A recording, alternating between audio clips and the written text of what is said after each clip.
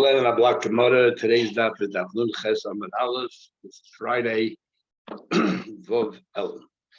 So we are discussing that if a person was engaged, asked her to marry him, and she was a naida, we have 12 months, and if 12 months expire, then he get married, he has to provide for her and take care of all of her needs. And you can also give it to eat truma after the 12 months. We had a machlekes between Rabbi Tarfon and Rabbi Akiva. According to Rabbi Tarfon, you give her everything you give her is truma, and then she has to sell when she's tummy. During the time of the month that she's tummy, she sells the truma. She gets less money for it and exchange it for chulin. According to Rabbi Akiva, it's half and half. You give her half chulin and half truma. So you provide for her that she doesn't have to go bother selling it. Says the Gemara, machlekes, the whole machlekes is only regarding a bas koyin to a koyin. So therefore, because she herself is a bas koyin, so she grew up in a family that she knows how to take care of truma while they're tummy. So therefore, we can trust her that she won't do the wrong thing. However, the Bas Yisrael, but if it comes to a Bas Yisrael who has no expertise in dealing with truma while she's tummy, then Divrei Hakol, even if Tarfon would agree, machza chulin and machza truma. You don't give her only truma, you give her half chulin to take care of her needs while she's tummy, so she doesn't have to go out and sell the truma and so on. Well, that's point number one. Point number two, Abaye says machlekes. The whole machlekes is ba'arus that even if she's a Bas Koyin and we said up Tarfon says give her only truma. And Rabbi Akiva says half and half is talking about a bas kohen while she's engaged. So while she's engaged, she's living at home, and because she's living at home, her parents, her father will take care of her and take the truma while she's tamei and sell it and turn it into chulin. Avol ben Asua, if she's married, and if she's married, and in a case where she's not living at home with a husband, so you have to live with the husband. She's not living at home with the husband, and the husband takes care of her through a third party who's like a manager of affairs, and he has chargé affairs, and he takes care of all of her needs. Then everyone agrees. Nobody's going to take care of her, and therefore we don't want her to go out there selling the truma. As Rashi says, we don't want her out there trying to negotiate and selling truma as to make back some money. It's not appropriate, not dignified. So the Gemara actually these two qualifications of Abaye are incorporated in the Braisa. Tanya Nami, we actually learned that in the Braisa, which obviously Abaye wasn't aware of. Tarfon says, no, he's not hakol truma, give everything truma. Akiva says, machzor chulin, truma half and half. When is that said, bas kohen, only she's a bas kohen, so she's trained in taking care of truma while she's tummy, and to caution her and so on and so on, take all the right precautions. But if she's a bas Yisrael, they were hakol and married to a kohen. Everyone agrees, machzor chulin, machzor truma. She doesn't know how to take care of truma while she's tummy. Number one. Number two, when do we say by a bas kohen or anybody while she's engaged, her father will sell the truma and turn into chulin? When she's married, everybody agrees half and half, because who is going to sell the truma and turn into chulin? Now the Gemara brings a few interesting opinions. Rabbi Yehuda Bepseda says, Rabbi Yehuda says you give her 2/3 of it as truma and 1/3 of it chulin, because that's sufficient to cover her time of the month that she is tamei, and the rest of the time truma, because truma is a lot cheaper. Rabbi Yehuda says, truma. Rabbi Yehuda says, no, you give her everything truma. Now, Rabbi Yehuda is saying the same thing as Rav Tarfon, but there's a difference. The moicheres and loikachas bedomim chulin. The difference between, so isn't Rabbi Yehuda saying the same thing as Rav Tarfon, that you give her only truma? No. According to Rav Tarfon, you give her only truma, and then while she's tummy, she sells the truma, and she might be short. She might not have enough. The husband doesn't have to take care of all that precautions. According to Rabbi Yehuda, you have to give her a little bit extra truma, because she will get less money for it, so that she can turn it into chulin enough to provide for her to take care of her. It will be substantial. Says the Gemara, Rab Shimon Gamliel, and the Braisa continues. Rab Shimon ben Gamliel, truma, whenever it says truma noisin kaflayim bechulin, whatever we give a truma, we don't want her to go out there and haggle to maybe give a little bit extra truma so that she can haggle, and then with the money to cover the chulin that she needs for truma, she'll get less money. So we give a little bit extra truma. No, we give a comfortable amount of excess truma so that when she sells it, converts it, and she'll be cheap. So in seconds she'll sell it without having to go out there and struggle to find buyers. Then the Mishnah continues, but she's waiting for brother-in-law. Her husband was a kohen, then he died, and she's waiting for brother-in-law. She does not eat truma. Now, why not? My time of why not? Kinyan kaspe amar achmana. The Torah says only somebody who had an acquisition that was made a kinyan with his wife. But the brother-in-law hasn't made a kinyan yet. Only once he gets married, then it's his wife. But till then, he is there to represent. She is tied through her brother. She's not tied directly to him. So when the husband died, the kinyan with the husband evaporates, is gone. And it's only when he marries a yavam, then she's considered his wife. She can start eating truma again. Trace actually holds Ma'atayda. Definitely, he would be able to continue eating truma. It's only midrabban that we don't. Says about it further. Also, says the Mishnah. She worked 6 months for the husband. Sorry, she waited 6 months with the husband and then 6 months with the yavam, or 11 months and 3 weeks and whatever, and many days with the husband, and 1 day with the yavam. Since she didn't have 12 months, she's not yet entitled to all of these benefits we said before. And then it says, if she was 11 months and 3.5 weeks, whatever it is, with the yavam. Now that you said in front of the husband, before the husband, that no, she's not entitled to the 12 months, is not count as 12 months. If you were 11 months and 3 weeks for the yavam, of course it doesn't count. What is he right? The husband is she's not entitled, even though it's almost full year. Surely with the yavam, almost a full year, not entitled. That's how Rashi says. It's a little different, but that's how Rashi says. Then the Gemara continues. Zu Mishnah D'Shaina. This is the opinion of the first Mishnah that after 12 months she's entitled to everything. But the Mishnah Acharayim says you got to wait till you get married. Says the Gemara.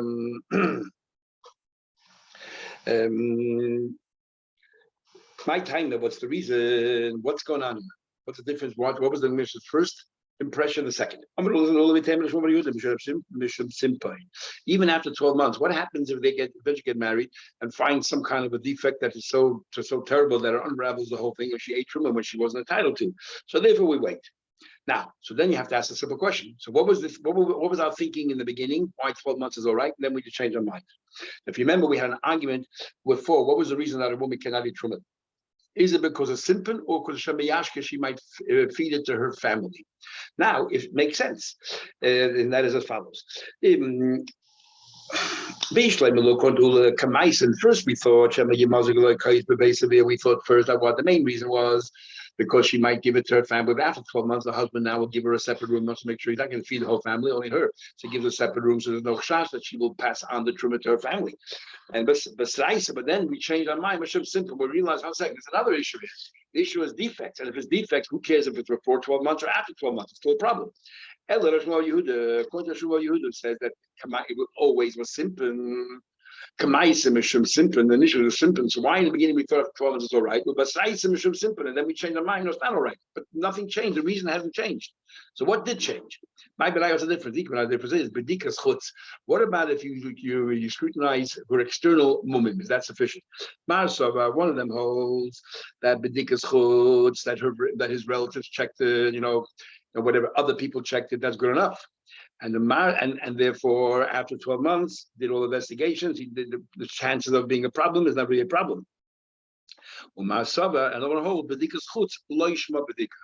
the other one says that is not sufficient. There's still always a possibility that you're going to find more what do you call it, more mumim, and therefore it's not good enough.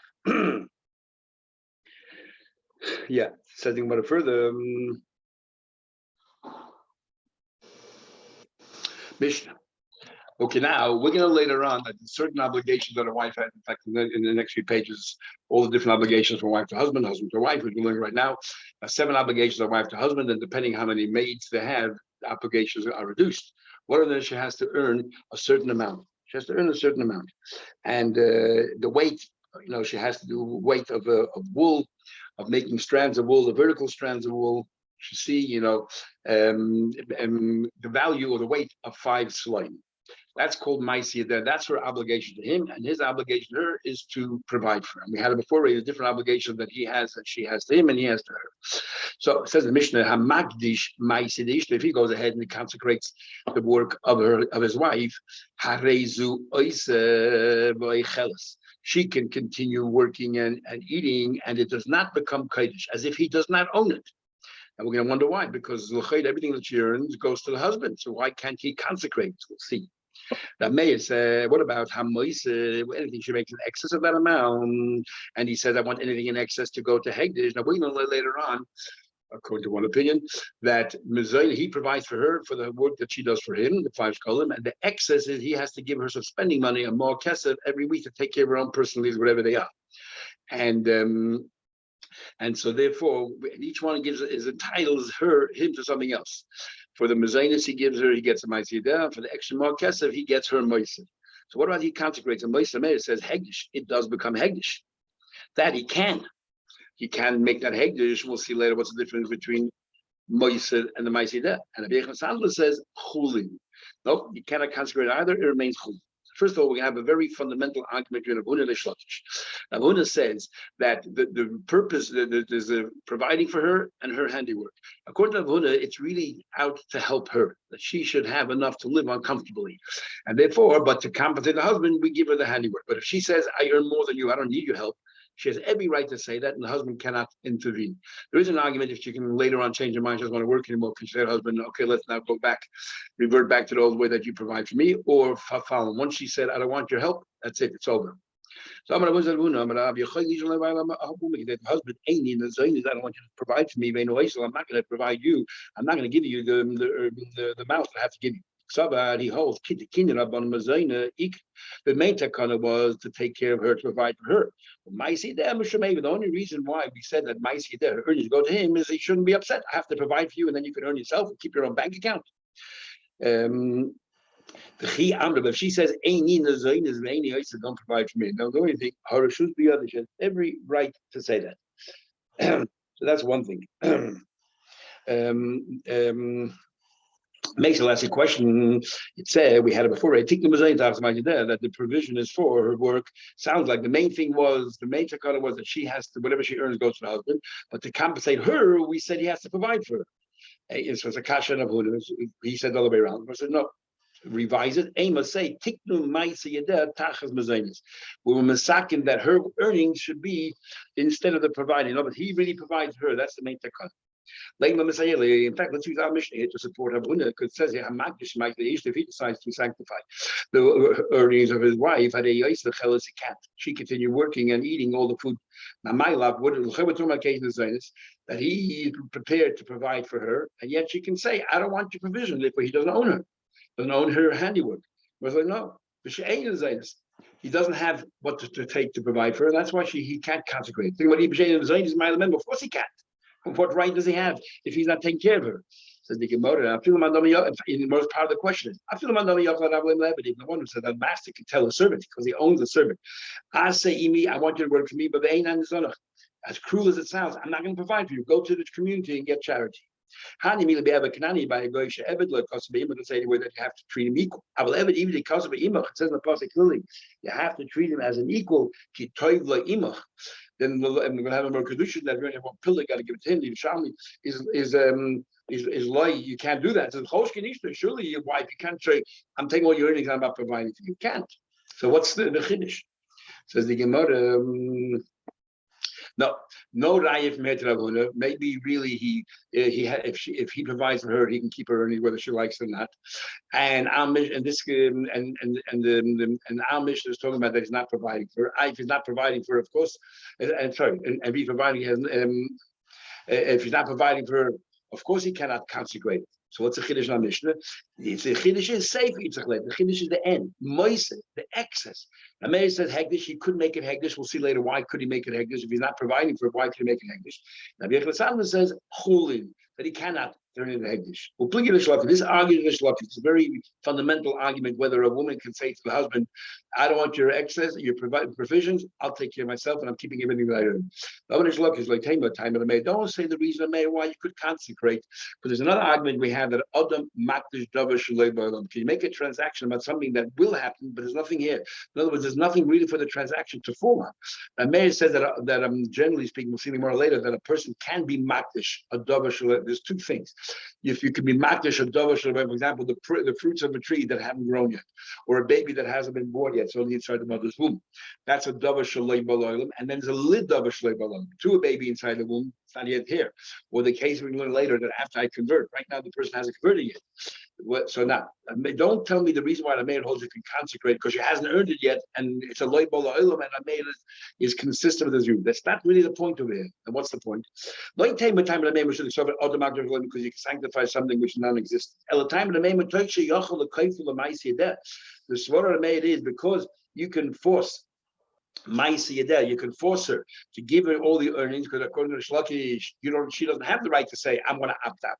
Is Nasik simply because he owns her earnings, he can say to her, I want your hands, which are in existence right now, it's not to belong to Hashem, to its creator, and therefore everything he produces goes to Hashem, the excess. So the Gemara he never said those words. That your hand should become kodesh. He's talking about the excess itself, which is not loybal loylam. Says the Gemara, keeping the shamil the meir. The meir told us in Erchin, another thing. If a person makes a vow that he will give the erech of a baby less than 30 days old, no such vow. So obviously he didn't mean erech; he meant the value has some value. So since the meir says, "Ain't other mitzvahs about Torah." You never say words in vain. As if he said to you, as if he said that, he meant that. He meant the hands. And says the Gemara, I don't understand. You're saying not because a maid holds a person can sanctify something that doesn't exist, but he could. But some maid he can't. But Tani learned how English a guy says to a woman, you'll be engaged to me after I convert. He's not yet in the world. This guy after you convert. After I'm set free. These are all events that haven't happened yet. Your husband die, or let's say it's his wife's sister. When your sister dies, I'll marry you. Was going to give you chalitza, and all of these instances are amazing kadeshes, even though it's non-existent right now. Says Rish Lakish, you're right. The maid holds that, but you don't have to learn that is the basis for what he's saying over here about her excess, why he becomes consecrated. That's yes, correct. But not from our mission, because here you could interpret the hands are here. The excess of maid said hegdish emas kaddish. When exactly does it become kaddish? Right now, and we'll explain in a minute what we're talking about. Right now, while she's alive, he cannot consecrate her excess, but after she dies, he inherits her. So therefore, that's when the hegdish is chal, and everything that was in excess goes straight to hegdish. He can even do it while she's still alive. But most tries to understand what's going on in the puppy. Trying to understand what's going on. What's the case?